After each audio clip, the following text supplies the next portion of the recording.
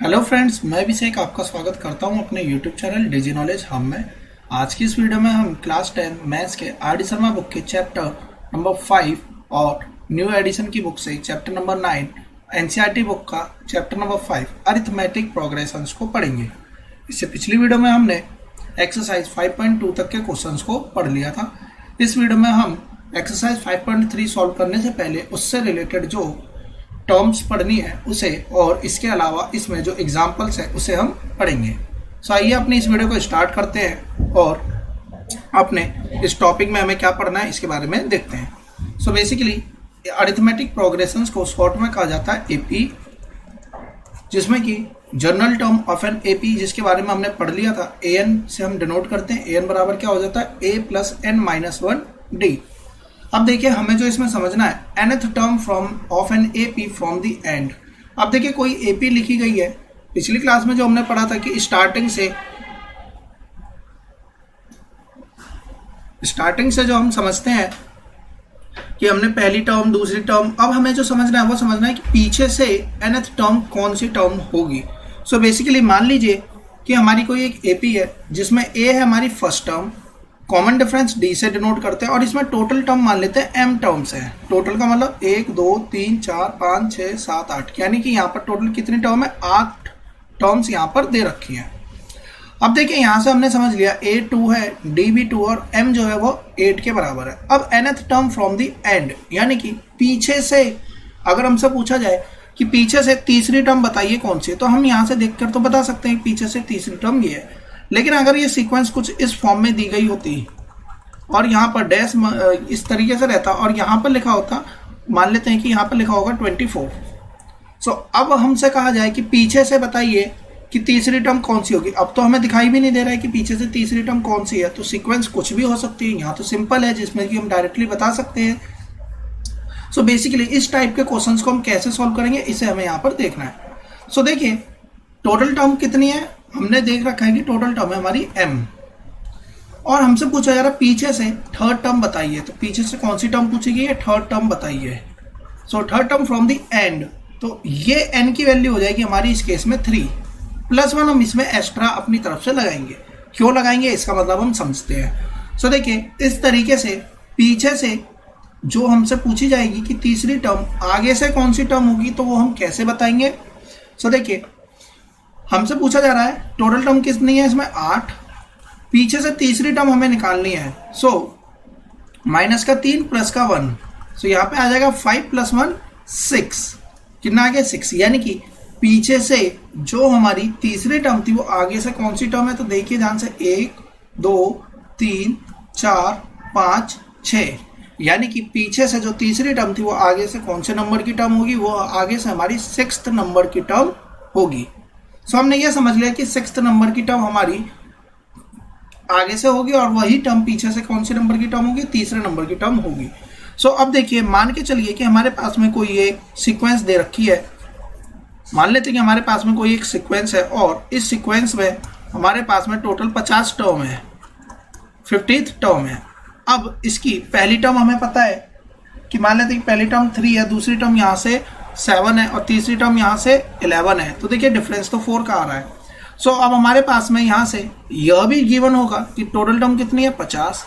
पीछे से पांचवी टर्म अगर हमसे पूछी जा रही है तो हम कैसे करेंगे 50 - 5 प्लस का 1, तो जैसे ही हम इसे करेंगे तो 50 - 5 इज 45, 45 + 1 इज 46। तो यानी कि पीछे से पांचवी टर्म आगे से 46th टर्म होगी और 46 टर्म हम आगे से निकाल ही सकते हैं a + 45d करके। तो हमारे पास में a भी है, हमारे पास में d भी है, और इस तरीके से हम यहाँ से पीछे से पांचवी टर्म जो कि आगे से 46 यानी कि 46वीं टर्म होगी इसे हम फाइंड आउट कर सकते हैं। सो बेसिकली हमने यहाँ पर +1 किस लिए लगाया ये हमने समझ लिया। अब ध्यान से देखिए अपने सिंपल से क्वेश्चन को लेकर हम अपने कंसेप्ट को क्लियर करेंगे। तो हमने यह समझ लिया कि पीछे से तीसरी टर्म, जैसे कि हमने एग्जांपल लिया थर्ड टर्म, आगे से कौन सी टर्म होगी, तो आगे से वो 6th टर्म होगी। अब उस टर्म की वैल्यू कितनी होगी अगर हमें वैल्यू बतानी है, ये तो हमने समझ लिया कि 6th टर्म है या इधर से और पीछे से यह कौन सी है थर्ड टर्म है। सो अब इस तरीके से अगर हमें वैल्यू पूछी जाए तो वैल्यू कैसे निकालेंगे। देखिए ये हमारी nth टर्म, फॉर्मूला क्या होता था a n बराबर का a + n - 1d। तो जो भी nth टर्म है उसमें एक माइनस करते थे, वही हमने यहाँ पर माइनस कर दिया, तो यहाँ से ये वैल्यू तो कट जाएगी, तो बचेगा क्या, इस फॉर्म में ये वैल्यू बचेगी। इसका मतलब है कि पीछे से हमें कोई भी नंबर की टर्म पूछी जाए तो हम डायरेक्टली इस फॉर्मूले के अकॉर्डिंग भी सॉल्व कर सकते हैं। कैसे, देखिए a यहाँ पर 2 है प्लस m कितना है, यानी कि टोटल जो हमारी टर्म है वो कितनी है, इसमें 8 है, माइनस हमसे पीछे से तीसरी टर्म पूछी गई है 3, और कॉमन डिफरेंस कितना है इस केस में 2। तो अब देखिए 2 प्लस का 8 minus 3 is 5 and 5 into 2 is 10, 10 plus 2 is 12। तो देखिए पीछे से आगे से जो 6th टर्म है वो पीछे से 3rd टर्म हुई, और 3rd टर्म की वैल्यू कितनी हुई, तो वैल्यू हम निकालेंगे a plus m minus 1d फॉर्मूले में पुट करके। सो इस तरीके से हमने यहाँ पर समझ लिया कि पीछे से कौन से नंबर की टर्म निकालनी जाए तो हम उसे आगे से पहले कन्वर्ट करेंगे कि वो आगे से कौन से नंबर की टर्म है, इस बेसिस पर हम उसे फाइंड आउट कर लेंगे। तो हमें क्या ध्यान रखना है कि पीछे से कोई भी टर्म पूछी जाए और उस टर्म की वैल्यू निकालनी हो तो हमें पता होना चाहिए टोटल नंबर ऑफ टर्म्स कितनी है। सबसे पहला मैंडेटरी है कि टोटल नंबर ऑफ टर्म्स पता होनी चाहिए, पीछे से कौन से नंबर की टर्म पूछी जा रही है वह, कॉमन डिफरेंस और इनिशियल टर्म यानी कि फर्स्ट टर्म क्या थी यह भी पता होना चाहिए। अब हम बात करते हैं nth term from the end take d as minus d. इसके अलावा देखिए इस क्वेश्चन को हम और किस तरीके से कर सकते थे, जैसे कि हमने देखा 2 4 6 8 10 12 16। अब मान लीजिए कि हमने इस सीक्वेंस को ही पलट दिया, अब सीक्वेंस क्या हो गया 16 12 10, सॉरी यहाँ 14 आएगा और फिर यहाँ पर 16। तो इसी तरीके से टर्म थी 16 तक हमने टर्म ली थी, तो यहाँ पर 14 भी आएगा। अब हमने क्या कर दिया, यहाँ पे टर्म को ही पलट के रख दिया। अब देखिए टर्म पलट जाएगी। अब हमसे क्या पूछा गया था, पीछे से तीसरी टर्म, जैसा कि इस क्वेश्चन में बोला गया पीछे से तीसरी टर्म। अब जब हमने सीक्वेंस ही बदल दी तो जो पीछे से तीसरी टर्म थी अब वो आगे से भी तीसरी ही हो जाएगी जब हमने इस पूरी सीक्वेंस को ही पलट दिया। तो ध्यान रखिएगा, अगर हमने पलटा नहीं है उस केस में तो हम पहले टोटल टर्म में से जितने नंबर की टर्म पूछी गई है उसे माइनस करके +1 और करेंगे, तब जाकर हमारी वह टर्म निकल कर आएगी पीछे से कौन सी होगी। इसके अलावा अगर हमें डायरेक्टली करना है तो हम इस पूरी टर्म को ही पलट देते हैं, तो जो पीछे से तीसरी थी अब वो आगे से ही तीसरी हो जाएगी। अब देखिए इस केस में जो हमारी लास्ट टर्म थी वो हमारी फर्स्ट टर्म बन गई है, तो हमने यहाँ पर इसे लास्ट टर्म को फर्स्ट टर्म से दिखा दिया। कॉमन डिफरेंस की बात करें तो देखिए डी की वैल्यू तो यहाँ पे माइनस में आएगी, जैसे कि यहाँ पर 2 आ रही थी तो यहाँ पर कितनी आएगी, अब -2 आएगी, इसलिए हमने -d यहाँ पर लगा दिया। इस तरीके से भी हमारे पास में एक फॉर्मूला निकल कर आएगा। अब ध्यान क्या रखना है, यहाँ पर साइन में माइनस आएगा क्योंकि d यहाँ पर नेगेटिव में हो गया है। इस तरीके से हमने यहाँ पर समझ लिया कि पीछे से जो भी नंबर की टर्म पूछी जाए या तो हम सीक्वेंस को ही पलट दें या हम अपनी सीक्वेंस को ना पलटते हुए पीछे से जो टर्म पूछी गई है वो आगे से कौन से नंबर की टर्म है ये निकालना है। दोनों ही तरीके से हम इसे सॉल्व कर सकते हैं। अब हम करते हैं अपने इस एग्जाम्पल्स की बात। सारे क्वेश्चन मैंने एग्जाम्पल के लिए, इसके अगली वीडियो में हम इसमें एक्सरसाइज के क्वेश्चंस को समझेंगे। देखिए 6th टर्म पूछी जा रही है from an AP, from the end of an AP. ये एक एपी है, इसके हमें 6th टर्म पूछी जा रही है एंड से। तो देखिए सबसे पहले अगर मुझे इसमें फॉर्मूला लगाना ही होता m माइनस एन डी का तो हम इस फॉर्मूले को भी बिल्कुल लगा सकते थे, लेकिन क्या हमारे पास में m गिवन है? तो देखिए यहाँ से m तो गिवन ही नहीं है कि कितनी टर्म इसके अंदर टोटल है। इस केस में हमारे लिए सबसे अच्छा मेथड यह होता है कि हम इस सीक्वेंस को पलट दें। तो -40 इसके बाद वाली टर्म को छोड़िए, यहाँ पर आएगा 11, यहाँ पे आएगा 14, यहाँ पर आएगा 17। अब अगर हम ध्यान से देखें तो l कितना हो गया, -40 अब हमारा l हो गया। अगर हम d की बात करें तो d की बात करें तो d हमारा माइनस में लिया जाएगा, तो यहाँ पे d हो गया हमारा -3। अब हम इसके बाद बात करते हैं, हमसे पूछा क्या जा रहा है 6th टर्म। तो 6th टर्म कैसे निकलेगी, अब ध्यान से देखिएगा, a यानी कि लास्ट टर्म माइनस का n-1। तो अब देखिए l माइनस n कितना हमारा 6th टर्म हमसे पूछी जा रही है, तो 6 माइनस का 1 और d हमने यहाँ पर लिख दिया। अब l की जगह पे कितना आ जाएगा -40 माइनस का 6 माइनस का 1 और d की जगह पे अब हम क्या लिखेंगे -3। अब यहां से वैल्यू कितनी बनेगी -60 माइनस का, देखिए ये हो जाएगा 5 -5 और -3, -5 इंटू -3 माइनस का 15, सॉरी यहाँ पे बनेगा 5 इंटू 3 -15, माइनस माइनस प्लस हो जाएगा और इस तरीके से यहाँ जो वैल्यू बनेगी वो आएगी -25। अब हमने यहाँ से निकाल लिया वैल्यू कितनी बनी -25। इसका मतलब यह हुआ कि पहली टर्म -40 है। इसके बाद में कौन सी टर्म आएगी, इसके बाद में देखिए अगर हम यहाँ से ध्यान से देखें तो 3 बढ़ रहा है, तो इसका मतलब यहाँ पर आएगी माइनस का 37। इसके बाद में और इसके बाद में 3 बढ़ेगा, सो इसके बाद में कौन सी टर्म आ जाएगी 33। इसके बाद में और 3 बढ़ेगा तो देखिए यहाँ पे आएगी -30, और 3 बढ़ाएंगे तो यहाँ पर आएगा -27। इसके बाद में अगर हम और 3 बढ़ा दें तो देखिए यहाँ पर 3 था, सॉरी यहाँ पर मिस्टेक हो गई है, यहाँ पर हमने 4 घटा दिया, यहाँ पर भी हम 3 ही करेंगे तो देखिए 3 इसमें करेंगे 33 आएगा, सॉरी 34 आएगा यहाँ पर। सो यहाँ आएगा 34। अब हम 3 करेंगे तो अगेन यहाँ पर कितना आ जाएगा 31 आ जाएगा। फिर इसके बाद 3 करेंगे तो यहाँ पर आएगा माइनस का 28। इसके जस्ट बाद वाली टर्म आएगी माइनस का 25। सो देखिए first, second, third, fourth, fifth, sixth, तो सिक्स्थ टर्म हमारी क्या हो जाएगी माइनस का 25, जैसा कि हमसे क्वेश्चन में पूछा गया था। सो इस तरीके से भी हम अपने क्वेश्चन को सॉल्व कर सकते हैं। और अगर हम इस क्वेश्चन को और किस तरीके से बना सकते हैं, अगर हम अब इसने देखिए अब हमने यहाँ पे सीक्वेंस ही पलट दी है, तो ये हमारा ए है, तो ए कितना है -40 प्लस का n-1 6 -1। अब d देखिए अगर हम ध्यान से देखें तो d इस केस में कितना है 3 है। तो देखिए जब हमने यहाँ से वैल्यू पुट करेंगे तो यहाँ पर भी -40 प्लस का 15 ही आएगा, जो कि बनाएगा माइनस का 25। तो डिफरेंस किस में आएगा कि हमने यहाँ पर पहले से ही माइनस ले लिया है, यहाँ पर सिंबल माइनस ले लिया, तो d जो भी रहेगा उसमें हम माइनस और लगा देंगे, जैसे कि हमने प्रीवियस क्वेश्चन में देखा था। यहाँ पर हम d को क्या लेंगे -d लेंगे। सो इस चीज़ का ध्यान रखिएगा, अगर हमने पहले यहाँ पर माइनस लगा दिया तो हम दोबारा यहाँ पर माइनस नहीं लगाएंगे। सो आप चाहे इस तरीके से बनाइए या इस तरीके से बनाइए, कोई फर्क यहाँ पर नहीं पड़ता है। और अगर हम इसे प्रीवियस तरीके से बनाते हैं यानी कि mn वाले तरीके से, तो हमें यहाँ पर टोटल नंबर ऑफ टर्म्स भी पता होनी चाहिए थी। हम बात करते हैं अगले क्वेश्चन की। देखिए क्वेश्चन नंबर 2 क्या कहता है, 12th, 24th and nth term निकालनी है गिवन AP की। तो देखिए a की वैल्यू 9 है, a12 निकालना है, तो a12 निकलेगा a प्लस का 11d से, यानी कि 9 प्लस 11 इंटू का, अब हमें यहाँ से d भी निकालना है, तो d कितना आएगा 13 माइनस 9, ये d बनाएगा जो कि वैल्यू आएगी 4। सो इंटू का 4, 44 प्लस का 9 हमारा बनेगा 53। तो a12 आ गया 53। a24 कैसे निकालेंगे, a प्लस 23d करके, यानी कि एक कम कर देंगे तो हमारा वैल्यू आ जाएगी 9 प्लस 23 इंटू का 4। 23 इंटू का 4, देखिए 20 इंटू 4 80, और 80 प्लस 12 92। 92 में अगर हम 9 जोड़ देंगे तो आएगा 101। अब हमें पूछा गया है nth टर्म, तो an निकालना है, तो ध्यान से समझना है कि 24 था तो यहाँ पे 23 हो गया, यानी n है तो एक कम कर देंगे n-1d। सो अब वैल्यू कितनी बनेगी 9 प्लस का n-1, और d कितना दे रखा है क्वेश्चन में 4, यानी कि यह आएगा, देखिए -4 आएगा तो यहाँ पे 5 बचेगा। सो यानी कि 4n और माइनस यहाँ पर देखिए 9 माइनस 4 यानी कि प्लस का 5। और हमें पता है प्रीवियस क्लास की वीडियो में हमने यहाँ पे समझा था कि अगर इस फॉर्म में an दिया गया हो तो जो an के साथ में कोएफिशिएंट होता है वही हमारा किसका काम करता है, d का काम करता है। जैसे कि हमने यहाँ पर d देखा भी कि d की वैल्यू कितनी आई 17 माइनस 13, ये भी 4 के बराबर आएगा, या हम इसमें से इसे घटा ले तो भी 4 ही आएगा। सो इस तरीके से हमने इस क्वेश्चन को सॉल्व कर लिया।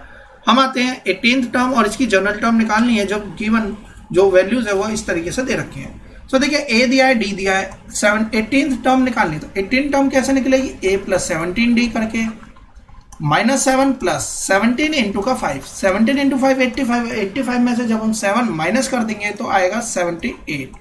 और जनरल टर्म यानी कि इसकी nth टर्म निकालनी है, तो nth कैसे निकलेगी, a प्लस n-1d करके, a गिवन हो गया, n हमें नहीं दे रखा है यहाँ पर, और d की वैल्यू अब हमें 5 ही पुट करनी है। तो अब देखिए अब वैल्यू क्या बनेगी, -7 प्लस 5n माइनस का 5। सो अगर हम यहाँ से देखें तो 5n माइनस का 12 यहाँ से वैल्यू बनेगी। अब देखिए अगर हमने पहली जनरल टर्म निकाल ली होती तो हम 18th टर्म आसानी से निकालते। किस तरीके से, हम इसमें वैल्यू पुट कर सकते थे, 5 इंटू 18 90, और 90 माइनस 12 इज 78। तो हम या तो अपनी जनरल टर्म से भी निकाल सकते हैं, या हमारे पास में जो फॉर्मूला है 18th टर्म यानी कि a प्लस n-1d, इससे भी निकाल सकते थे। सो कैसे भी आप कर लीजिए, कोई फर्क नहीं पड़ता, आपका आंसर करेक्ट होना चाहिए। अब देखिए फोर्थ क्वेश्चन, किस टाइप से इसमें और क्वेश्चन पूछे जाते हैं। देखिए which term of this sequence 4 and 9 14 19 is 124। कहता है क्वेश्चन कि अगर ये सीक्वेंस को आगे बढ़ाया जाए तो ऐसा हो सकता है कि 4 9 14 19 इसके बाद में बढ़ाते बढ़ाते कोई एक टर्म ऐसी भी हो जिसमें 124 आ जाए। सो यही पूछता है कि 124 कौन से नंबर की टर्म पर एग्जिस्ट करेगा। इसके अलावा देखिए इस क्वेश्चन को घुमा के और कैसे पूछा जा सकता है एग्जाम में, मैंने दूसरे क्वेश्चन को भी इसी में मिक्स कर दिया। पूछा जा सकता है कि क्या 111 इसमें आने वाली कोई सीक्वेंस हो सकती है या नहीं, यानी कि अगर हम इसे आगे इसी तरीके से ऑर्डर में आगे बढ़ाते जाए तो क्या इसमें 111 अपीयर होगा या नहीं। तो दोनों ही क्वेश्चन का करने का तरीका एक ही रहेगा। देखिए किस तरीके से करेंगे, अब हमें इसमें आंसर निकालना है। सो बेसिकली सीक्वेंस में ए की वैल्यू दे रखी है 4, डी की बात करें तो 9 माइनस 4 कर लें या फिर 14 माइनस का 9 कर लें। दोनों ही केस में हम आंसर कितना निकल के आएगा 5। इसका मतलब है ए हमारे पास में 5 हमारे पास में। मान लेते हैं कि ये कोई एक nth टर्म है, तो हमने मान लिया इसकी क्या मान लिया हमने इसमें nth टर्म इसको मान लिया 124 को। तो हम मान लेते हैं कि कोई nth टर्म है जो कि जिसकी वैल्यू आएगी 124। सो nth टर्म कैसे निकालते हैं, a plus n minus 1d करके, तो 124 के बराबर आएगी। सो a हमारे पास में 4 है, n ही हमें फाइंड आउट करना है, माइनस का 5 इक्वल्स का 124। 4 इधर जाएगा, 120 बचेगा, 120 डिवाइड बाय 5 हो जाएगा। तो ध्यान से देखिए 5 इसके अपॉन में चला जाए, 24 आ जाएगा। अब 24 n माइनस 1, तो n की वैल्यू कितनी बनेगी, 24 प्लस 1 इज 25, यानी कि 25वें नंबर की टर्म 124 के बराबर आएगी, यानी कि 25th टर्म पर जो वैल्यू आएगी वही क्या होगी, 124 आएगी। अब सपोज कर लीजिए कि यहाँ पर 24 ना होकर, यानी कि इसे हम सॉल्व करते हैं और n की वैल्यू निकल कर आ जाती 23/4, कुछ भी हो सकता है, ये हमने सपोज कर लिया। तो इसका मतलब है n की वैल्यू आ जाएगी पॉइंट में, और ऐसा तो है नहीं कि 4.5 भी टर्म बताइए, ऐसा नहीं निकाल सकते हम। सिर्फ इसमें होल नंबर वाली टर्म्स देखेंगे, यानी पहली, दूसरी, तीसरी, चौथी, इसी तरीके से देखना। अपॉन वाली कोई टर्म इसमें एग्जिस्ट नहीं करती। सो अगर n की वैल्यू यहाँ पर किस में आ जाती, फ्रैक्शन में आ जाती, तो हमारा आंसर गलत हो जाता। हम कहते हैं कि ये इस सीक्वेंस में ये टर्म एग्जिस्ट ही नहीं करेगी। मान लीजिए कि 125 लिखा होता, सो 4 यहाँ पे जाता, माइनस हो जाता तो 121 आता। अब 121 को हम 5 से डिवाइड ही नहीं कर सकते, तो इसका मतलब ये किस में चली जाती, फ्रैक्शन में। सो फ्रैक्शन में जाते ही हम कह देंगे कि 124 इसकी सीक्वेंस इस सीक्वेंस में एग्जिस्ट ही नहीं करेगा। जैसे कि अब हम दूसरा क्वेश्चन देखते हैं 369 वाला। तो देखिए a 3 है, d पर अगर हम ध्यान दें तो d की वैल्यू भी 3 ही है। अब nth मान लेते हैं हम 111 को। सो अब देखिए a plus n minus 1d equals का हमारा आना चाहिए 111। 3 प्लस का n की जगह पे हमें वैल्यूज फाइंड करनी है और यहाँ पर 3 दे रखा है। अब हम ध्यान से देखें तो ये 3 यहाँ पर माइनस में चला जाएगा, तो देखिए 111 में से 3 माइनस करेंगे 108 आएगा, और n माइनस 1 और 3 इसके अपॉन में जाएगा, तो ये तो 3 से डिविजिबल है। सो 108/3 दैट इज 36। सो यहाँ से बनेगा 36। सो n की वैल्यू कितने निकल कर आएगी, 37, यानी कि -1 इधर जाए। इसका मतलब यह हुआ कि इस सीक्वेंस को आगे बढ़ाया जाए तो 37वें नंबर पर जो टर्म होगी उसकी वैल्यू कितनी आएगी, 111 के बराबर आएगी।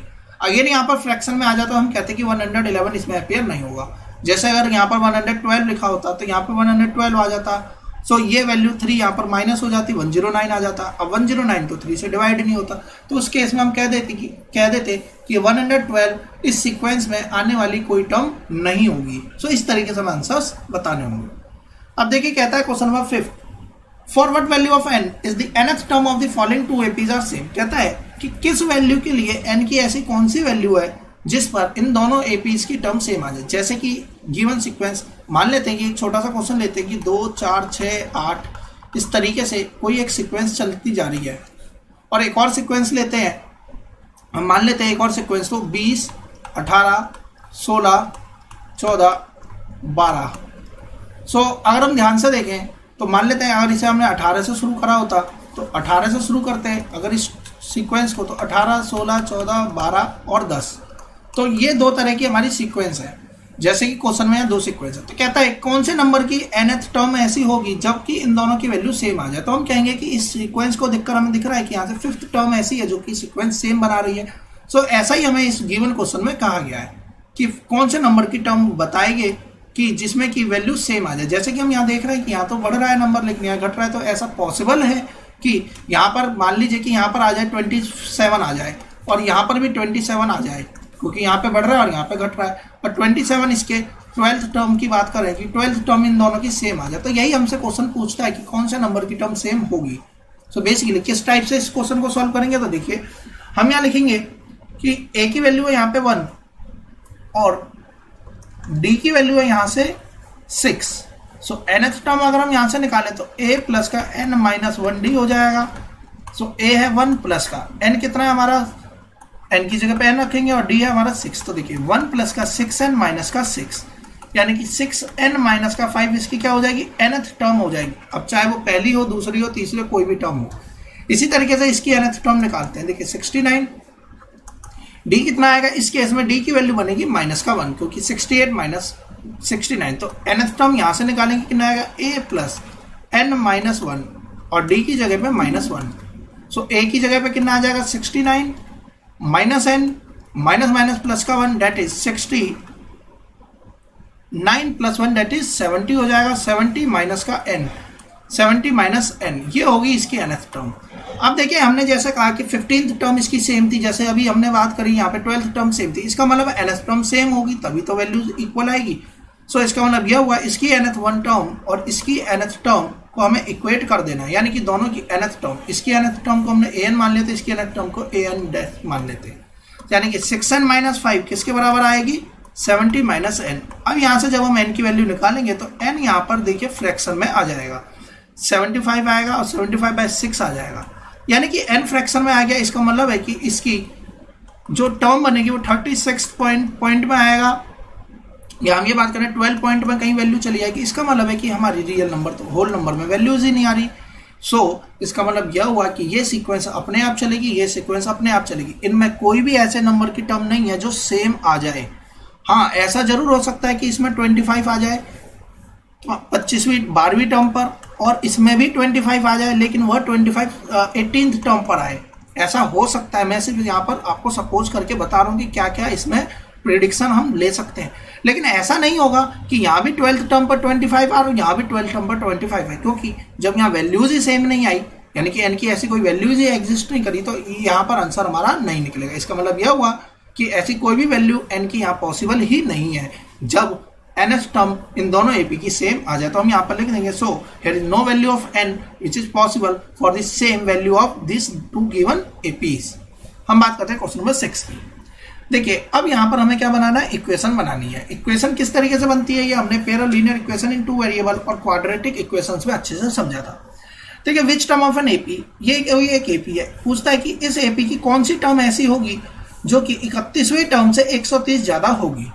इसका मतलब हुआ कि हमें यहाँ पर क्या फाइंड आउट करना है, सबसे पहले A की वैल्यू निकालते हैं 5, D हम देख लेंगे, D कितना आएगा 15 प्लस का 5, यानी कि 15 माइनस 5 दैट इज 10।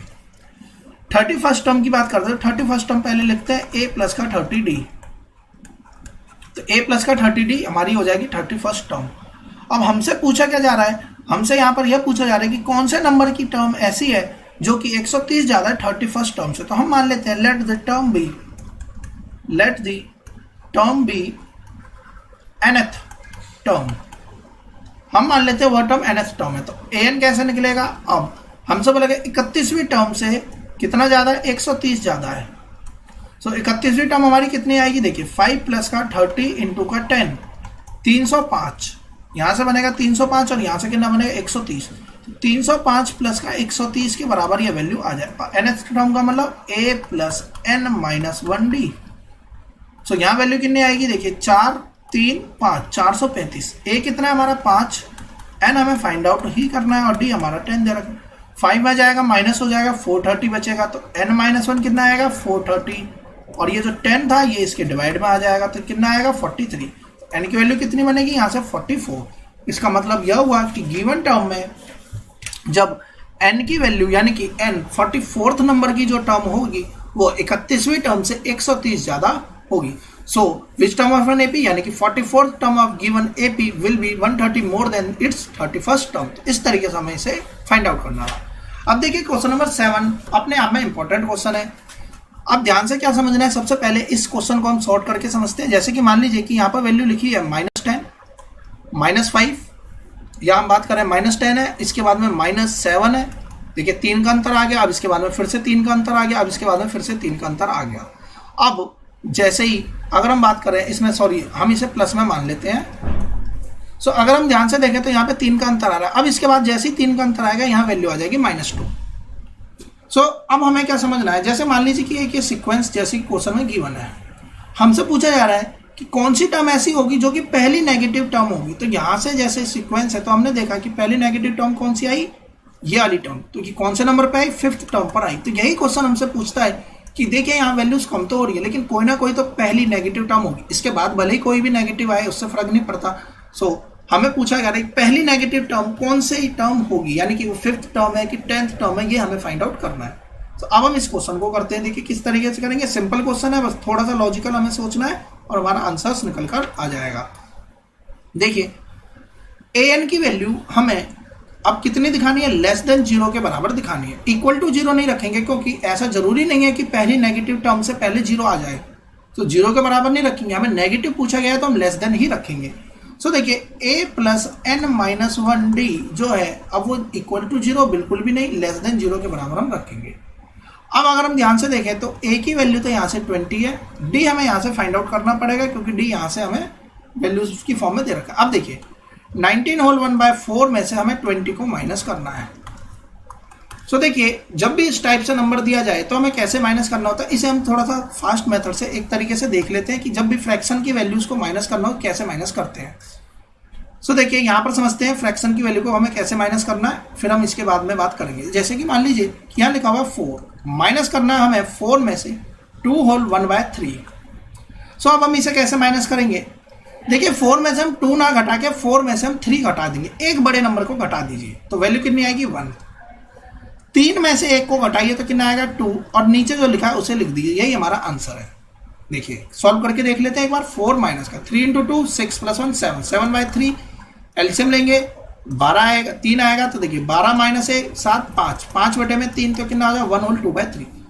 तो अब मान लीजिए कि 20 लिखा है, यहाँ पर लिखा हुआ है 7 होल 4/5, कुछ भी लिखा हो कोई फर्क नहीं पड़ता। अब हमें 20 में से 7 माइनस करना है, 7 होल 4/5, तो हम 7 नहीं 8 माइनस करते तो 20 में से 8 माइनस कर लीजिए 12 आएगा। अब 5 में से 4 माइनस कीजिए तो 1 आएगा अपॉन में 5। सो इस तरीके से हमने देखिए मिक्स फ्रैक्शन को मिक्स फ्रैक्शन में ही छोड़ दिया। बाकी अगर आप करना चाहें तो इसे एलसीएम लेकर बहुत लेंथी हो जाएगा, आप कर सकते हैं। सो अब हमारे पास में क्वेश्चन क्या है, 19 होल 1/4 में से 20 माइनस करना है। साइन की बात बाद में कर लेंगे, हम इसे डायरेक्टली माइनस करके देख लेते हैं। अगर हम इस पूरे में से माइनस कॉमन ले लें तो ये प्लस हो जाएगा, ये माइनस हो जाएगा, यानी कि हमें इसी तरीके से घटाना है। तो देखिए 20 में से 19 घटाना है तो हम 19 नहीं 20 में से 20 ही घटा देते हैं, तो 20 में से 20 चला जाएगा, 0 बचेगा तो इसका कोई मान ही नहीं रहेगा। तो ऐसा नहीं है 0 की मल्टीप्लाई ऐसे कर दिया तो कोई फर्क नहीं पड़ेगा, तो देखिए यहाँ तो 0 रहेगा। अब 4 में से 1 को घटाएंगे कितना आएगा 3 और नीचे लिखेंगे 4, 4 × 0 4 प्लस का 3, तो यहाँ पे 3/4 तो रिमाइंडर आएगा, लेकिन माइनस था इसलिए -3/4 आ गया। तो इसका मतलब यह हुआ कि हमने यहाँ पर फाइंड आउट कर लिया कितना रिमाइंडर आया, यानी कि डी कितना आया -3/4। इसके अलावा कोई और वैल्यूज हो तो उसे भी हम इसी तरीके से निकाल सकते हैं। सो यहाँ से हमने रिमाइंडर देख लिया, सॉरी यहाँ से हमने डी की वैल्यू की बात कर ली जो कि बनेगी -3/4। तो इस तरीके से हम डी फाइंड आउट कर लेंगे। अब वैल्यूज को यहाँ पे पुट कर देना है, 20 प्लस का n-1 -3/4 अपॉन में 4 और ये हमने लिख दिया लेस देन 0। तो अब देखिए यहाँ से एलसीएम लेंगे तो ये 80 बनेगा, ये माइनस का 3/4 n हो जाएगा, ये माइनस प्लस का 3/4 और ये लेस देन हमने दिखा दिया 0 के।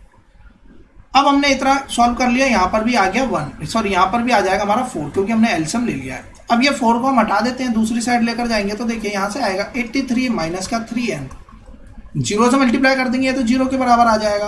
अब अगर हम इस 3n को इस तरफ लेकर जाते तो 83 किसके बराबर आएगा, सो 83 आ जाएगा 3n के बराबर, यानी कि ग्रेटर देन हो जाएगा 3n। अगर हम यहाँ से n की वैल्यू निकालें 3 इसके अपॉन में चला जाएगा तो यहाँ आएगा 27 होल 3 और यहाँ आ जाएगा n की वैल्यू, यानी कि अगर n की वैल्यू 27 से ज़्यादा होती है, 27 होल 2/3 है यानी कि 27 होल 2/3, इसका मतलब जैसे ही n की वैल्यू इससे ज़्यादा होगी तो हमारी नेगेटिव पहली नेगेटिव टर्म आ जाएगी। तो 27 के जस्ट बाद कौन सी आएगी, 28th वैल्यू यहाँ पर आएगी।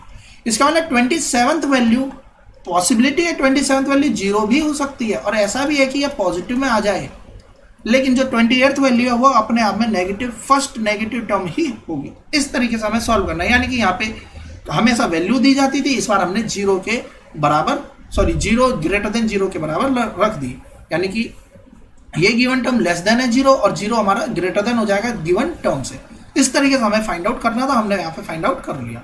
हम आते हैं क्वेश्चन नंबर 8 पर। देखिए क्या कहता है, sum of 5th and 9th term of an AP is 72 and 7th and 12th term is 97, find AP. So ये क्वेश्चन हमारा एक्चुअल में लीनियर इक्वेशन और एपी को मिलाकर बना देगा। 5th टर्म निकालनी है तो a5 प्लस का a9 कितना दे रखा है 72, A5 कैसे निकलता है, a प्लस का 4d, A9 कैसे निकलेगा, a प्लस का 8d, इक्वल आएगा हमारा 72 के। सो 2d प्लस का 12d, तो यहाँ से 2a प्लस का 12d बराबर आ गया हमारा 72 के। उसी तरीके से जब यहाँ पर हम बात करेंगे a प्लस 6d और a प्लस 11d बराबर है 97 के। देखिए 2a प्लस का 17d और ये बराबर आएगा हमारा 97 के। अब देखिए ध्यान से अगर हम देखें तो ये दोनों टर्म है हमारे पास में, दो वेरिएबल है, इसे एलिमिनेट करके हम सॉल्व कर सकते हैं। a से तो a कट जाएगा, अब यहाँ पर बनेगा माइनस का 5d और इसे सॉल्व करेंगे तो यहाँ पर भी देखिए बनेगा 15d, 5 तो 7 और यहाँ पे सॉरी 25d और माइनस का ही आएगा। तो यहाँ से d की वैल्यू कितनी निकल के आएगी, 5 निकल के आएगी। तो d हमारा 5 आ गया। अब अगर d 5 आ गया है तो अब हम यहाँ से वैल्यू पुट करते हैं किसी भी इक्वेशन में। तो देखिए 2 इंटू का 5 सॉरी 2 इंटू का a है तो a को a ही रहने देंगे। सो 2a प्लस का 12 5 60, 60 इक्वल्स का 72 और ये 60 इधर जाएगा तो 12 हो जाएगा और a की वैल्यू निकल कर आएगी 6। सो इसका मतलब यह हुआ कि a की वैल्यू कितनी निकल कर आएगी, यहाँ से 6 के बराबर निकल कर आ जाएगी। अब हमने यहाँ पर a भी फाइंड आउट कर लिया 6। अब हमारी AP क्या बनेगी 6, इसके जस्ट बाद वाली टर्म कितनी हो गई 6 प्लस 5 11, इसके जस्ट वाली बाद वाली टर्म यानी कि 11 में भी 5 जोड़ दीजिए यानी कि 16 और इसी तरीके से यह हमारी AP फॉर्म हो जाएगी 6 11 16 इसके बाद 21, इसी तरीके से हम AP बना देंगे। अब हम आते हैं उन क्वेश्चंस पर जिसमें कि हमारे पास में वैल्यूज ना होकर वेरिएबल्स की फॉर्म में लिखे गए होते हैं। देखिए क्वेश्चन दिखने में भले ही हार्ड लगे लेकिन एक्चुअल में ये क्वेश्चन भी बहुत ही सिंपल होते हैं। जिस तरीके से लिखा है उसी तरीके से हम इसे फॉर्म कर देंगे। देखिए mth टर्म दे रखा है 1/m, mth टर्म कितनी है 1/m, इसका मतलब है a प्लस nth लिखा होता तो n-1 करते, mth लिखा है तो m-1d बराबर है 1/m के। और nth टर्म है इसकी 1/n, तो nth टर्म कितनी है इसकी 1/m, nth यानी कि a प्लस n-1d इसकी किसके बराबर दे रखी है 1/m के बराबर दे रखी है। और हमें शो क्या करना है mnth टर्म का मतलब क्या हो जाता है, देखिए mnth टर्म 1 है, n लिखा होता था n-1 करते थे, mn लिखा तो mn-1d कर दीजिए, इसकी वैल्यू 1 के बराबर दिखानी है। यानी कि इतना सा काम हमें इसमें करना है।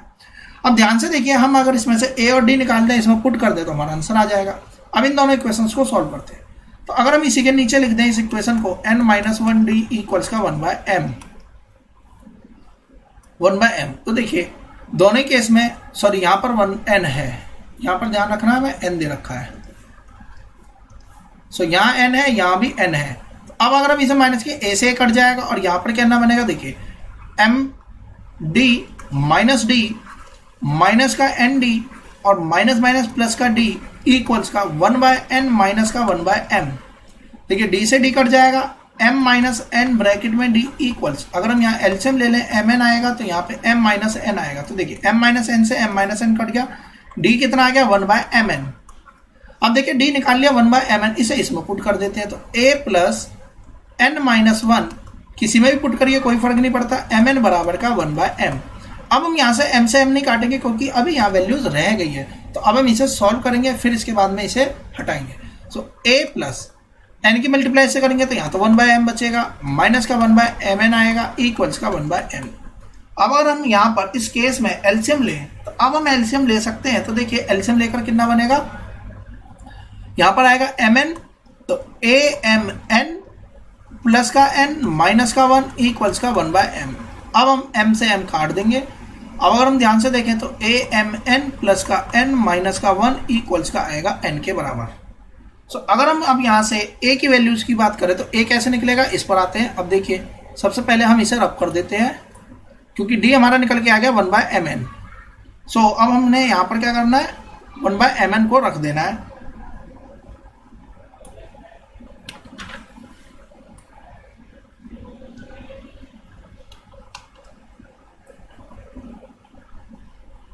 सो इस फॉर्म में है। अब अगर हम ध्यान से देखें तो अब वैल्यूज किस तरीके से निकालेंगे, इसे हमें यहाँ पर देखना है।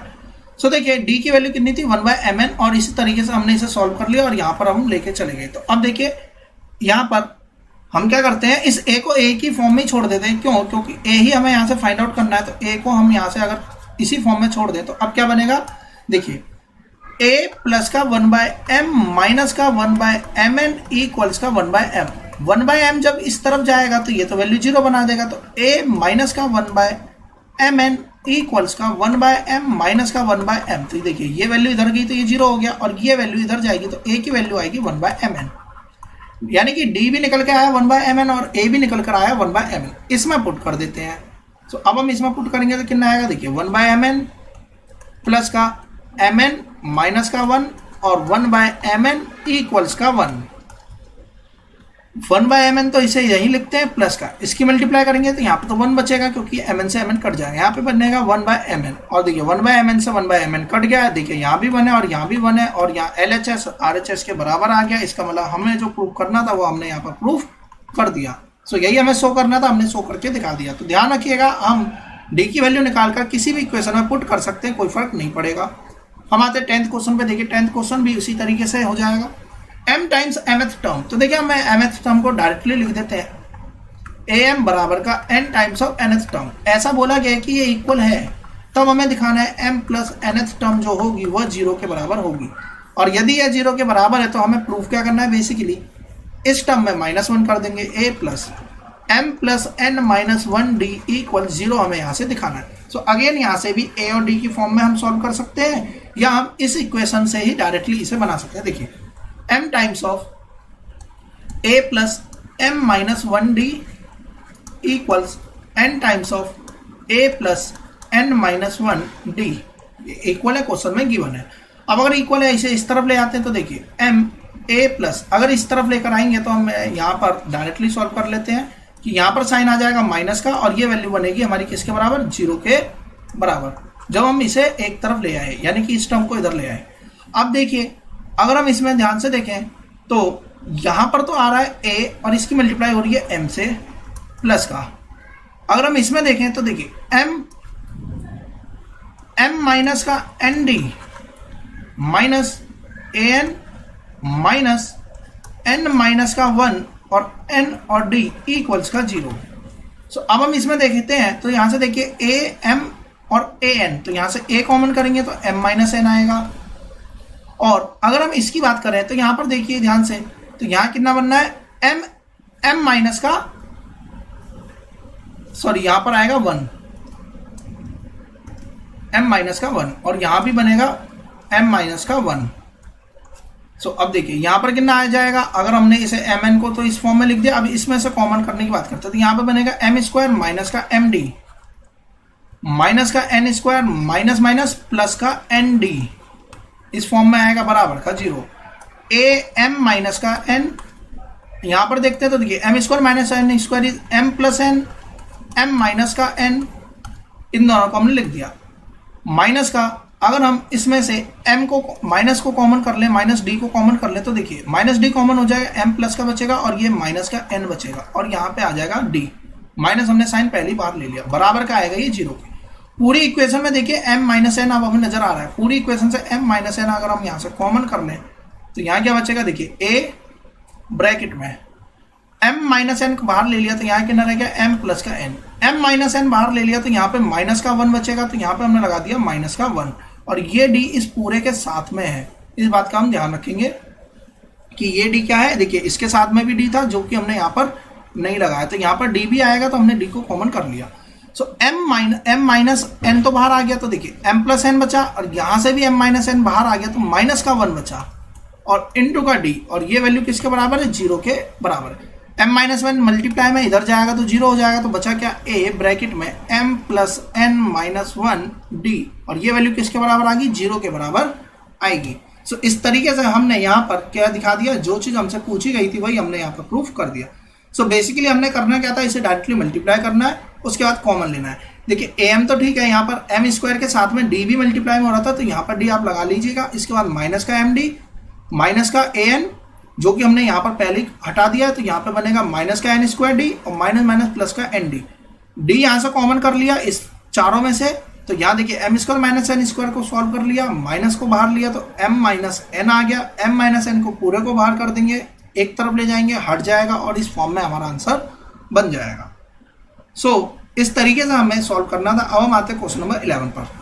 देखिए क्वेश्चन नंबर 11 भी इजी क्वेश्चन है।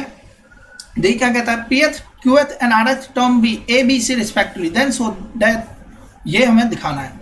देखिए pth टर्म का मतलब क्या हो गया, pth टर्म का मतलब हो गया हमारी a plus P minus 1d, और हमसे बोला गया जो pth टर्म है वो a के बराबर है। इसका मतलब यह हुआ कि अब जो pth टर्म की वैल्यू दे रखी है वो a के बराबर दे रखी है। तो अगर हम इस a को और जो पहली टर्म होती है उसे भी a लिख देंगे, कंफ्यूजन हो जाएगी, तो हम जो अपनी पहली टर्म है उसे कैप्स में a मान लेते हैं। एग्जाम्पल में भी इसी तरीके से दे रखा है, और कॉमन डिफरेंस को हम d मान लेते हैं।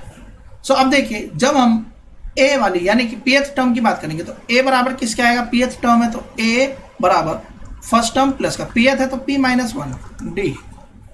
b की बात करेंगे तो b क्या है, qth टर्म है तो a प्लस q माइनस का 1d, और c क्या है, c आएगा जब rth टर्म है तो rth टर्म है तो a प्लस r माइनस का 1d। तो ये हो गया हमारा abc की वैल्यू। इस गिवन इक्वेशन में जहां जहां पर abc लिखा वहां पर पुट कर देते हैं और इसमें से कॉमन निकालते हैं। तो देखिए a की जगह क्या लिखेंगे, a प्लस का p माइनस 1d इंटू का q माइनस का r। दूसरे पर आते हैं तो यहां पर क्या लिखेंगे, a प्लस का q माइनस का 1d और ब्रैकेट में r माइनस का p प्लस का।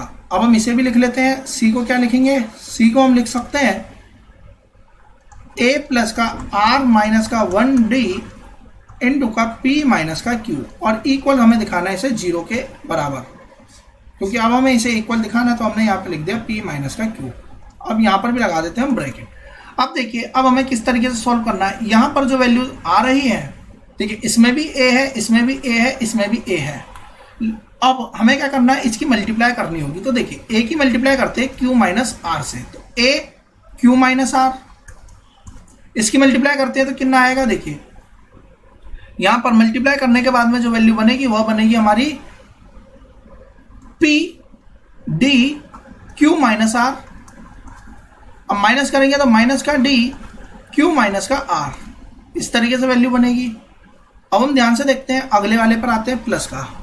a की मल्टीप्लाई करते हैं r माइनस p से, तो a r माइनस का p।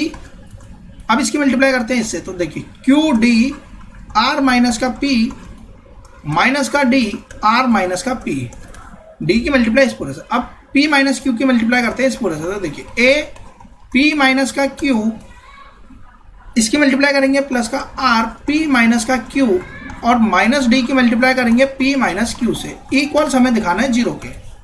अब देखिए इस तीनों टर्म की बात करते हैं। अगर हम इन तीनों टर्म में से a को कॉमन कर लें तो अब यहाँ क्या बचेगा, q minus r plus r minus p plus p minus का q। और हम ध्यान से देखें तो देखिए q से q कट गया, r से r कट गया, p से p कट गया। इसका मतलब है a की मल्टीप्लाई 0 से होगी, यानी a तो यहाँ से गायब हो गया। सो a वाली टर्म हमारी यहाँ से गायब हो चुकी है। अब हम बात करते हैं अगली टर्म की। सो अगली टर्म में हमें अब क्या ध्यान देना है, तो देखिए ध्यान से, पूरी टर्म में जहाँ जहाँ d नजर आ रहा है सारे d को एक तरफ कर लीजिए और बाकी सबकी मल्टीप्लाई कर दीजिए। जो कटना होगा वो अपने आप कट जाएगा। जैसे कि d को हटाइए, पी क्यू माइनस का पी आर। देखिए हमने d कॉमन कराया, यानी कि यहाँ माइनस क्यू बचेगा और माइनस माइनस प्लस का r बचेगा। अब हम बात करते हैं इस वाली टर्म की। सो देखिए अब इसमें से कॉमन ढूंढते हैं, तो देखिए हमने d को बाहर ले लिया। अब यहाँ क्या बचेगा, प्लस का क्यू आर माइनस का पी क्यू। यहाँ से d कॉमन आया, माइनस अभी अंदर ही रह गया, तो माइनस प्लस का p। अब अगर हम इसकी बात करते हैं, सो देखिए यहाँ से हमने क्या करना है, यहाँ पर भी d आएगा क्योंकि यहाँ पर d पहले से मौजूद है। तो देखिए हमने d को बाहर ले लिया, तो यहाँ क्या बचेगा, प्लस का पी आर माइनस का आर क्यू। यहाँ से प्लस का d कॉमन आया तो माइनस p प्लस का q, और यह हमें दिखाना है इक्वल्स टू 0। देखिए p क्यू यहाँ प्लस में है, पी क्यू यहाँ माइनस में है, पी आर यहाँ माइनस में है, यहाँ प्लस में है, q यहाँ माइनस में है, यहाँ q प्लस में है, r यहाँ प्लस में है, r यहाँ माइनस में है, क्यू आर यहाँ प्लस में, क्यू आर यहाँ माइनस में है, p यहाँ प्लस में, p यहाँ माइनस में। देखिए सब कट गया, यानी कि a इंटू 0 आ गया, प्लस का d इंटू का भी 0 ही आ जाएगा, और 0 इंटू 0 सारा मिलाकर 0 ही बन गया। यानी कि आंसर किसके बराबर है, 0 के बराबर आ गया। यानी कि हमें सिर्फ इस क्वेश्चन को आपस में इसी तरीके से सॉल्व करना, तो सारी वैल्यूज अपने आप ही कट जाती। जब हम सेकंड केस में आएंगे तो देखिए यहाँ पर तो वैल्यूज ही बदल गई। a की बात कर रहे हैं तो a माइनस भी निकालते हैं। a हमने क्या माना था, a plus P minus 1d, और b कितना माना था, a प्लस का q माइनस 1d। जब इसे सब्ट्रैक्ट करेंगे तो pd माइनस का d, और यहाँ पर बनेगा pd माइनस d, और इसे घटाएंगे तो माइनस का qd प्लस का d। तो यानी d से d कट जाएगा, p माइनस qd हमारा यहाँ पर क्या बनेगा, a माइनस b बनेगा। सो यानी a माइनस बी कितना रख देंगे, p माइनस क्यू डी, और r यहाँ पहले से ही मौजूद है, प्लस b माइनस सी कितना बनेगा, q माइनस का r d, और p यहाँ पे पहले से ही है, प्लस का c माइनस से कितना बनेगा, r माइनस का p d इंटू का q यहाँ पहले से ही मौजूद है। यानी कि जैसे हमने a माइनस बी माइनस किया उसी तरीके से b माइनस सी भी कर लेंगे। सो p डी आर माइनस का q डी आर प्लस का q डी पी माइनस का डी पी आर प्लस का डी आर क्यू माइनस का डी पी क्यू इक्वल्स का 0। तो देखिए डी पी क्यू यहाँ प्लस का है, यहाँ माइनस का है, डी आर क्यू यहाँ प्लस का है, डी आर क्यू यहाँ पर देखिए माइनस का है, यहाँ पे पी डी आर प्लस का है, यहाँ पे माइनस का, सारी वैल्यू कट के 0 आ गया, और यही हमसे पूछा गया था। हम आते हैं अगले क्वेश्चन पे। देखिए इस टाइप का क्वेश्चन एग्जाम में पूछा जाता है, ध्यान से समझिएगा। How many numbers of 2 digits are divisible by 7। तो देखिए हमें बताना है 7 से डिविजिबल होने वाले 2 डिजिट के ऐसे कितने नंबर्स होते हैं। तो सबसे पहले 7 से डिवाइड होने वाला 7 ही है, फिर 14 है, लेकिन 7 तो हमारा 1 डिजिट का है, तो इसलिए हम इसे हटा देंगे। तो पहला नंबर क्या आएगा, 14 आएगा, दूसरा क्या आएगा, 21 आएगा। इसी तरीके से लास्ट नंबर, यदि हमें टेबल पता है तो हम लास्ट नंबर बिल्कुल बता सकते हैं कि लास्ट नंबर हमारा 98 ही होगा, 14 7 98 होता है। सो हाउ मेनी नंबर्स, हमें नंबर्स पूछे गए हैं, तो अब हमें इसमें नंबर्स निकालने हैं। तो देखिए 14 7 98 होता है, यानी कि 14 टर्म टोटल होंगी, जिसमें एक हटा दी, यानी कि 13 तो आंसर आएगा। लेकिन हमें लिखेंगे किस तरीके से, ये हमें समझना है। सो हम यहाँ पे लिखेंगे किस तरीके से, first 2 digit number that is divisible by 7 is 14। तो ये 14 पहला 2 डिजिट का ऐसा नंबर है जो कि 7 से डिविजिबल होता है। एंड nth टर्म हमारी कितनी हो जाएगी, तो nth टर्म हमारी हो जाएगी that is divisible by 8 is 98। So a बराबर आ गया 14, d बराबर आ गया हमारा, यहाँ से अगर हम d निकालेंगे तो 7 आएगा, क्योंकि 7 का मल्टीपल बोला जा रहा है, और सीक्वेंस का बनेगी 14 21 इसी तरीके से 98 तक।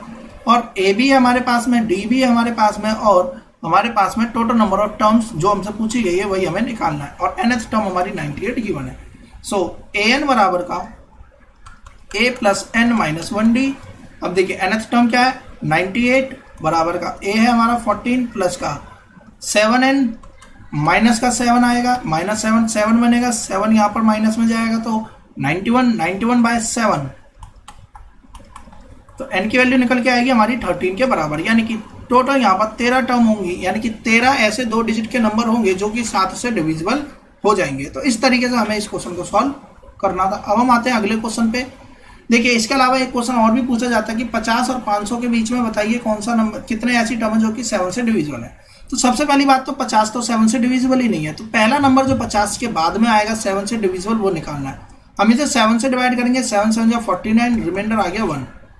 यानी कि जब हम 7 में से 1 घटाएंगे तो 6 आएगा, यानी कि 50 में 6 जोड़ दें, 56 वो पहला नंबर है जो कि 50 और 500 के बीच में आता है और 7 से डिविजिबल है। एडिशन के केस में हमें पहले 7 में से 1 को घटाना होता है, और इस बात को हमने चैप्टर नंबर 2 पॉलिनोमियल में भी पढ़ा था, जब हम पॉलिनोमियल में व्हाट मस्ट बी सब्ट्रैक्टेड और व्हाट मस्ट बी एडेड वाली चीज को समझ रहे थे।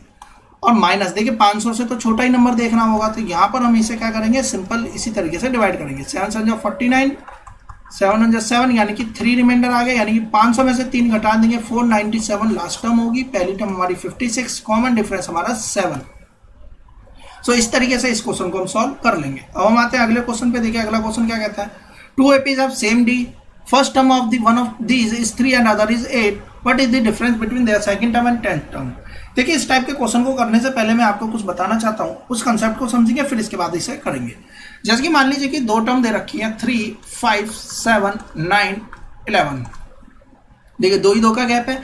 अब मान लेते हैं एक और टर्म दे रखी है 15 17, और इसके बाद में बात करते हैं 19 21 23। अब देखिए ये 2 टर्म है, 2 एपीज हम सेम डी। अब हमने यहाँ पर देखिए 2 टर्म ले रखी है, 2 एपीज है जिसमें कि सेम डी, यानी कि डिफरेंस कितना है, इसमें भी देखिए डी की वैल्यू 2 है और इसमें भी ध्यान से देखिए तो डी की वैल्यू 2 ही है। इसकी पहली टर्म 3 है, इसकी पहली टर्म 15 है, जैसे कि क्वेश्चन में 3 और 8 अलग अलग दे रखा है। हमसे पूछा है डिफरेंस बताइए इसकी सेकंड टर्म का। देखिए फर्स्ट टर्म का डिफरेंस निकाले तो 5 है, इसमें 3 है, तो डिफरेंस 2 है। दूसरी टर्म का डिफरेंस देखिए, अगर हम यहाँ से यहाँ पे 15 था और यहाँ पर हमारा 3 था, सो यहाँ पर डिफरेंस कितना 12 का। जब हम यहाँ पर डिफरेंस देख रहे हैं सेकंड टर्म में तो भी 12 का, चाहे हम यहाँ पे फोर्थ टर्म का डिफरेंस देखिए तो भी 12, फिफ्थ टर्म का डिफरेंस देखिए तो भी 12 ही आ रहा है। इसका मतलब यह हुआ कि अगर दो टर्म दे रखी हो जिसका कि कॉमन डिफरेंस सेम हो और तब हमसे पूछा जाए उन दोनों टर्म्स के वैल्यूज का डिफरेंस बताइए, सेकंड टर्म की वैल्यूज का डिफरेंस, तो वही आएगा जो उसकी फर्स्ट टर्म की वैल्यूज का डिफरेंस है। चाहे वो 100वीं टर्म पूछे चाहे वो 1000वीं टर्म पूछे, कोई फर्क नहीं पड़ता है। तो अब हमें इसी फर्क को इसी चीज को हमें यहाँ पर सॉल्व करके दिखाना है। सो बेसिकली हमें क्वेश्चन को किस तरीके से हल करना है इस पे बात करते हैं। फैक्चुअल डेटा पर कैसे हम सॉल्व करेंगे ये हमने यहाँ पर देख लिया। सो देखिए हम क्या करते हैं इस केस में अपने क्वेश्चंस को कैसे निकालेंगे, an निकालते हैं। an बराबर a plus n minus 1d। सो हमने यहां पर रखा 3 प्लस का n माइनस 1 d, और अगर हम यहां से देखें dn जो कि हमारी फर्स्ट टर्म थी an और इस वाले को हम मान लेते हैं bn, तो यहां पर आएगा 8 प्लस का n माइनस का 1d। पहली टर्म इसकी और पहली टर्म दूसरी सीक्वेंस की, दूसरी टर्म इसकी और दूसरी टर्म इस सीक्वेंस की आपस में माइनस करते हैं, तो an में से bn घटा लीजिए चाहे bn में से an घटा लीजिए। जैसे कि हमने यहाँ पे लिखा था 3, 5, 7 और यहाँ पर था हमारा 15, 17, 19। तो देखिए ये है हमारी bn वाली और ये हमारी an वाली, तो हम चाहे ऊपर से नीचे घटाए तो -12 आ जाएगा, इधर भी -12 इधर भी -12, तो इसी तरीके से घटा लेते हैं। तो देखिए an में से घटाते हैं तो 3 प्लस का nd माइनस का d माइनस का 8 माइनस का nd प्लस का d। देखिए d से d कट गया, nd से nd कट गया और यहाँ वैल्यू आई माइनस का 5। इसका मतलब यह हुआ जो कॉमन डिफरेंस है वो अगेन n पर डिपेंड नहीं कर रहा। अगर n पर डिपेंड ही नहीं कर रहा है इसका मतलब है कि आप चाहे डिफरेंस पहली टर्म का पूछिए, चाहे 10वीं टर्म का, चाहे 100वीं टर्म का, चाहे 1000वीं टर्म का, सेम ही निकल कर आएगा, यानी कि 5 ही निकल कर -5 ही निकल कर आएगा जब हमारी सीक्वेंस 3 और 8 हो। जैसे कि इस केस में सीक्वेंस कितनी है 3, 5, 7 और 15, 17, 19, तो इस केस में डिफरेंस कितना आएगा 12 ही आएगा। अगर an में से bn माइनस कर लें तो -12 ही आएगा, फिर चाहे हमारी कोई भी नंबर की वो टर्म क्यों ना हो। जब हम 10th टर्म की बात करेंगे सो अगेन 10th टर्म का डिफरेंस भी हम क्या लिखेंगे, 10th टर्म का डिफरेंस भी हमारा कितना आएगा -5 ही नजर आएगा। तो चाहे हमसे सेकंड टर्म का डिफरेंस पूछा हो चाहे हमसे थर्ड टर्म का डिफरेंस पूछा हो, यानी कि an माइनस का bn हमारा निकल कर आया -5। अब a10 पूछ ले b10 यानी कि 10वीं टर्म का डिफरेंस तो भी -5 आएगा, क्योंकि यहाँ n तो है ही नहीं। जब n ही नहीं है तो वैल्यू में कोई फर्क नहीं पड़ेगा। क्वेश्चन नंबर 14 देखिए, सम दे रखा है सिंपल इंटरेस्ट बताइए at the end of first second third year, and AP form करेगा तो ठीक है, और अगर एपी बनाता है तो इसका इंटरेस्ट बताइए 30 साल बाद। सो देखिए प्रिंसिपल है हमारा 1000 रुपये, सिंपल इंटरेस्ट हमारा 8% और इसका फॉर्मूला होता है इंटरेस्ट का एसआई का P into R into T by 100 upon P into R into T by 100। N number of year है जो कि बढ़ता जा रहा है, यानी कि टी को हम एन के बराबर मानेंगे। सो इसका मतलब यह हुआ कि इंटरेस्ट ऑन फर्स्ट ईयर अगर हम निकालें तो कितना बनेगा 1000 इंटू का 8 इंटू का n। अगर हम n फर्स्ट ईयर के निकालें तो 1 रखेंगे, n ईयर्स के निकालें तो n रखेंगे अपॉन में 100। तो देखिए 100 से 100 कट गया, कितना आएगा 80n वैल्यू आएगी। इसका मतलब यह हुआ इंटरेस्ट कितना बना 80n। पहले साल का इंटरेस्ट पूछा जाएगा तो 80 इंटू का 1, दूसरे साल का इंटरेस्ट पूछा जाएगा तो 80 इंटू का 2। इसका मतलब है अगर हमसे 30वें साल का इंटरेस्ट पूछा गया है तो 80 इंटू का 30 यानी कि 2400। सो इस तरीके से हम यहाँ पर वैल्यूज अपनी निकालेंगे कि हमारा जो इंटरेस्ट बनेगा वो 2400 बनेगा 30वें साल का। सो इस तरीके से, यानी कि यह एपी बना रही है तो हम लिखेंगे बिल्कुल एपी बना रही है। पहली टर्म 80 है, दूसरी टर्म 160 है, तीसरी टर्म हमारी कितनी बनेगी 240 के बराबर आएगी। और अगर हम ध्यान से देखें तो 80n को हम ऐसे लिख सकते हैं 80n प्लस का 0, जिसमें b की वैल्यू भले ही कुछ भी हो, हमने बात करी कोई फर्क नहीं पड़ता, n के साथ जो भी कोफिशिएंट है वही हमारा क्या बनेगा कॉमन डिफरेंस है। तो कॉमन डिफरेंस भी ध्यान से देखिए तो 80 ही आ रहा है। सो सारी चीज़ों से हमें समझ में आता है कि यहाँ पर an प्लस बी की फॉर्म में जो n के साथ का कोफिशिएंट है वही d बनाता है। तो इस तरीके से हमने क्वेश्चन नंबर 14 सॉल्व कर लिया। 15th क्वेश्चन पे आते हैं। देखिए कोई गार्डन बेड है जिसमें कि पहली रो में 23 पौधे लगे हैं, रोज प्लांट है, दूसरे में 21, तीसरे में 19। इस तरीके से लगते लगते लास्ट वाली रो में 5 पौधे रह जाते हैं। हमसे पूछा कितनी रो बनेगी, यानी कि पहले पौधे रो में 23 है, दूसरे में 21 है, तीसरे में हमारे 19 है। या तो हम इसे इसी तरीके से लिखते जाएं और लास्ट में 5 लिख दें और इसे काउंट कर लें, या हम एपी की फॉर्म में भी सॉल्व कर सकते हैं। तो एपी की फॉर्म में सॉल्व करेंगे तो देखिए ए हमारा 23, डी की बात करें तो डी इसमें से माइनस कर देते हैं, डी आएगा हमारा -2 और nth टर्म जो है वो हमारी कितनी है 5 है, तो अब हमें यही n बताना है। तो 5 बराबर का a प्लस का n-1d। सो 5 बराबर का 23 यहाँ पर माइनस में ले जाते हैं तो देखिए 18 आ जाएगा। सो 18 इक्वल्स -2 n माइनस का 1, -2 इसके डिवाइड में जाएगा तो -9 आएगा। -9 बराबर कितना हो जाएगा n माइनस का n माइनस का 1। यहाँ पे -18 आना था और ये -2 से डिवाइड होगा प्लस में आ जाएगा। n जब यहाँ पर जाएगा 1 - 1 तो यहाँ पे बनेगा 10, यानी कि टोटल 10 रोज यहाँ पर बनेंगे। हम चाहें तो इस तरीके से बना भी सकते थे 17, 15, 13, 11, 9, 7 और यहाँ पर 5। तो काउंट कर लीजिए 1 2 3 4 5 6 7 8 9 10, यानी कि 10वें नंबर पर यह 5 प्लांट लगेंगे और यही हमने फॉर्मूले से भी निकाल लिया। हम बात करते हैं एक्सरसाइज के एग्जाम्पल के लास्ट क्वेश्चन की। इसके बाद तो हमने ये चीज़ समझ ही ली थी। तो देखिए जसलीन बचाती है 5 रुपये पहले हफ्ते में और इसके बाद में हर हफ्ते में वो 1.75 रुपीज़ हर हफ्ते बचा लेती है। वो पूछता है कौन से हफ्ते में जाके उसकी सेविंग 20 रुपये 75 पैसे होगी, यानी कि ए की वैल्यू 5 है, डी की वैल्यू 1.75 है और हमसे बोला गया ए एन 20 रुपये 75 पैसे, यानी ए एन दे रखा है 20.75। हमसे पूछा है एन यानी नंबर ऑफ वीक्स कितने समय लगेगा, यानी कि 20.75 इक्वल्स ए प्लस का n माइनस का 1 डी है 1.75। पहले 5 को यहाँ माइनस करते हैं 15.75, 1.75 इसके अपॉन में ले जाते हैं इक्वल्स का n माइनस का। ध्यान रखिएगा 7.5 75 से 75 यहाँ पर नहीं काटेंगे, इस तरीके से करेंगे तो हमारा गलत हो जाएगा।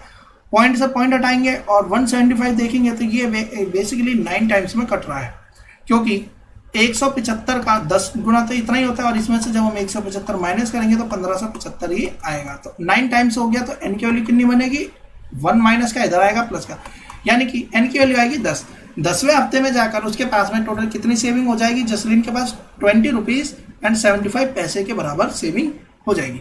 सो इस तरीके से हमने एक्सरसाइज शुरू करने से पहले इसके एग्जाम्पल्स को देख लिया, किस टाइप से एग्जाम्पल्स पूछे जा सकते हैं, क्योंकि एग्जाम्पल के क्वेश्चन भी एज इट इज पेपर में पूछ लिए जाते हैं। सो यहाँ तक के क्वेश्चंस हमारे कंप्लीट हो जाते हैं। स्टिल यहाँ तक के क्वेश्चंस में आपको कोई भी डाउट होता है तो मुझे कमेंट बॉक्स में जरूर बताएं और अगर वीडियो पसंद आई तो इसे लाइक करना शेयर करना ना भूलें। अभी तक अगर आपने मेरे चैनल को सब्सक्राइब नहीं किया तो चैनल को सब्सक्राइब कर लें। आने वाली वीडियोज़ की नोटिफिकेशन पाने के लिए बेल आइकन को प्रेस करें। Thanks for watching my video. Have a nice day.